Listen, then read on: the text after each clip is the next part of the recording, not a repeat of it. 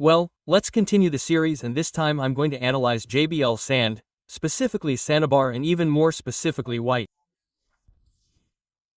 What can we say about this substrate? Just look at the packaging and the bag. Well, we can see that the manufacturer tells us that it would be suitable for aquariums between 25 and 45 L and a maximum length of 40 and 50 centimeters. We can also see on the bag that it seems to be very, very fine sand, but we'll see that now when we open the bag.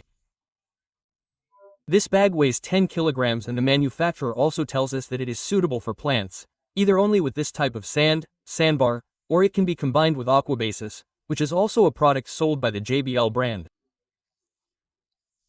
So, let's open it.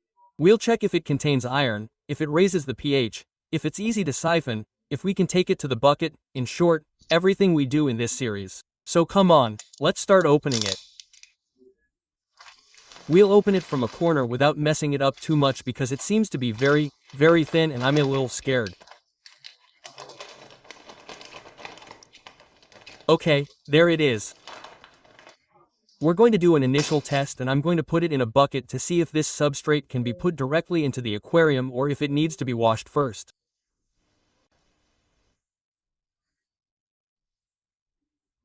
Okay, here I have the container with a little bit of tap water, and we're going to see if it makes the water cloudy. Phew, it's quite thin, right? It's good, it's very, very, very thin. And that could be a small inconvenience. There it is. I cut it badly, but there it is. Enough, now you can see it. Let's see if it doesn't get too messy. Okay. Well, there you can see it. The water is perhaps a little cloudy. It wouldn't hurt to give it a wash or two before putting it in the aquarium. I can see that it's floating a little bit, maybe a little dust, some other particles. Well, I've added a little more and now I think you can see it. Do you see all the dust floating? We can even see some black particles floating. I don't know if they're the remains of some wood or something they picked up when collecting this sand. There it is. I recommend a first wash, at least, before putting it in the aquarium. Okay, friends, let's change the background. Let's put a black background so that it can be seen better. And look, I've added a little bit of sand and it's super fine, but it's incredibly fine. It's very, very fine, finer than salt, to give you an idea. Very fine. This can be a problem. Well, let's start with the magnet test. Here I have the legendary magnet for testing. I'm going to put it close to the sand to see if any particles stick. You can see it there. No particles stick. I'm trying because there are different colors. There are some particles that are black and I'm trying to see if they stick, but no, they don't. So in theory it doesn't have iron. There it is, perfect. It doesn't have iron. Well, let's do the pH and TDS tests. Here, as always, I have the 14L aquarium set up with the substrate that we're going to analyze. And here I have all the necessary materials ready. So, let's start the first day to see what kind of water we start with, that is, what TDS and pH we start with, and see how it evolves over a week.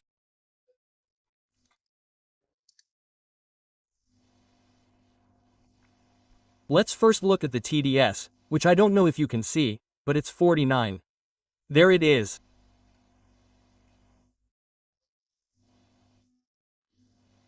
Well, now let's look at the pH.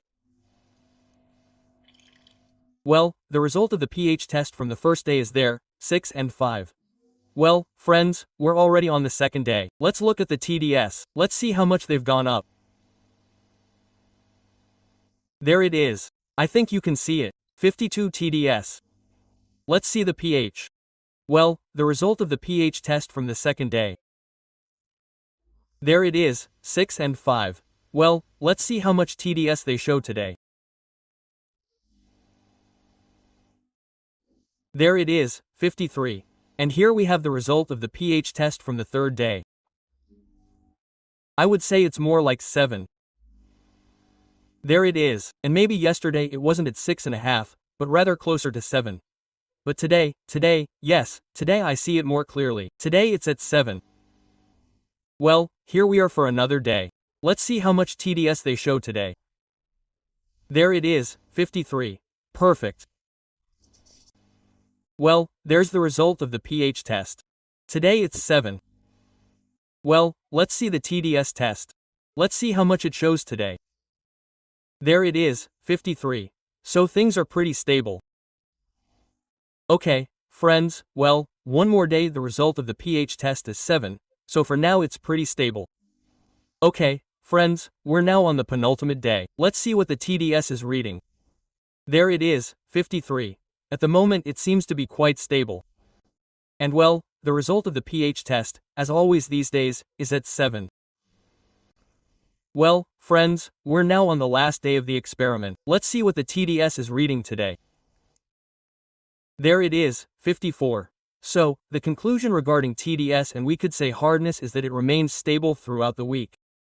In other words, this substrate does not modify the hardness of the aquarium water. Well, friends, here we have the result of the pH test from the last day. And as you can see, it reads between 6 and 5 and 7.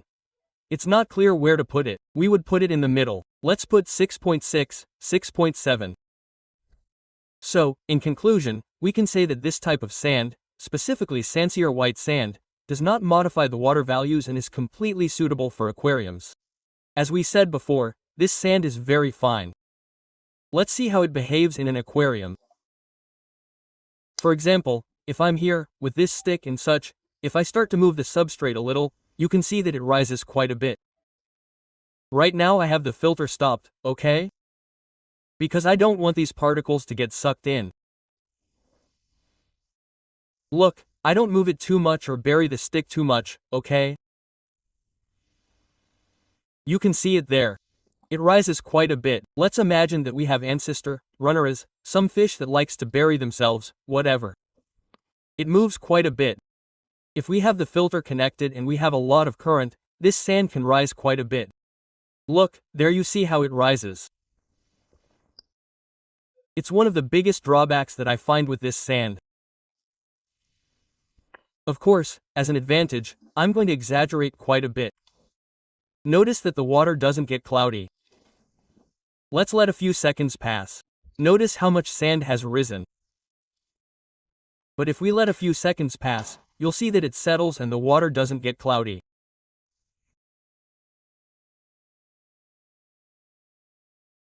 Okay, there it is. As you can see, the water is still completely clear. It doesn't cloud the water. That's a positive point.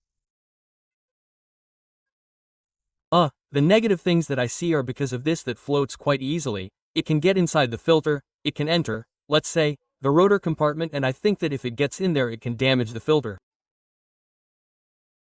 It's just my opinion, I don't know. Because of this, I find another disadvantage. For example, if I take the filter, in this case it's a waterfall filter, and I turn the flow rate up to maximum. Look here how the sand moves a little. You can see it there.